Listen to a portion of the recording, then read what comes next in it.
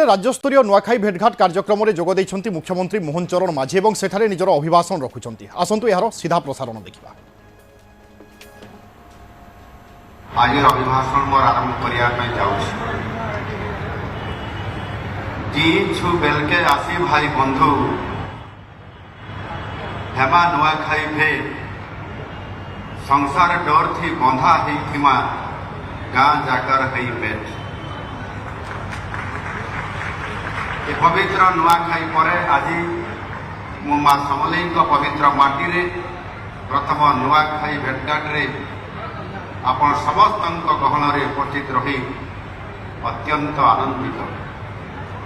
गत वर्ष नुआखाई दिन मु एठारे उपस्थित रही ओडिशार चाषी भाई और भौणी मानकु सीएम किसान प्राप्त प्रदान करिथिली।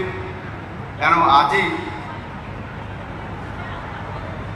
जदिओ मो नुआखाई से दिन मु आसी नाही किंतु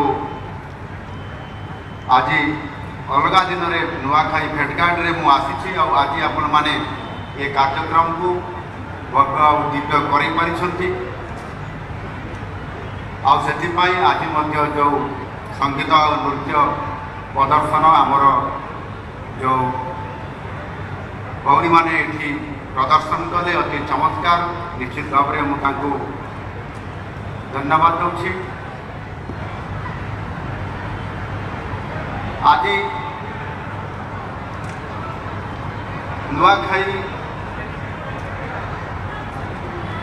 किछि दिन पर नुआखाई भेटघाट उत्सव में आम एकाठी होती। गत वर्ष नुआखाई दिन आम भेटघाट होते।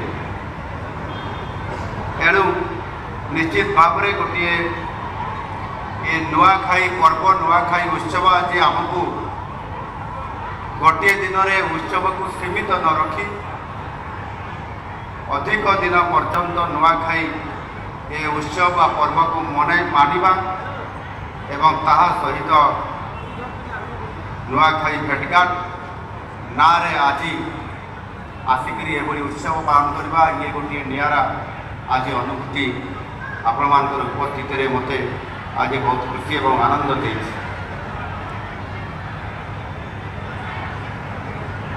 नुआखाई रे जो सीएम किसान अर्थ राशि समस्त चाषी भाई भौणी मान को प्रदान करा जाउतना एथर नुआखाई दिन नकरी अर्थात अनेक समय नुआखाई दिन करले असुविधा टिके फिलिंग्स होता बोलिक मोर मन में भावना आसला पर्वर गंभीरता तथा साधारण जनता और सरकारी अधिकारी उत्सव मुखर परिवेश केमती विघ्न न घटू आगी विघ्न विनाशक गणपति पूजा दिन में अर्थात नुआखाई पूर्व दिन सीएम किसान सहायता आम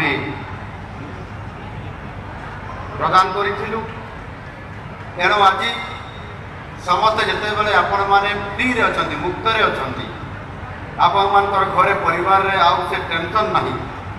आमर माटी आमर परंपरा आमर हृदय सबुठ निकटतम ये जो पर्व नुआखाई यह आज केवल पश्चिम ओडिशार मुख्य पर्व होकर रही ना। आज यह समग्र ओडिशार एक गण पर्व भाव आज परिगणित हो। केवल धानर प्रथम दाना को देवादेवी को अर्पण कर यह एक पारंपरिक खाली गोटे कार्यक्रम नुहे। यह आम समाजर सम्मिलनर पर्व पारिवारिक प्रेमर पर्व और समृद्धिर पर्व।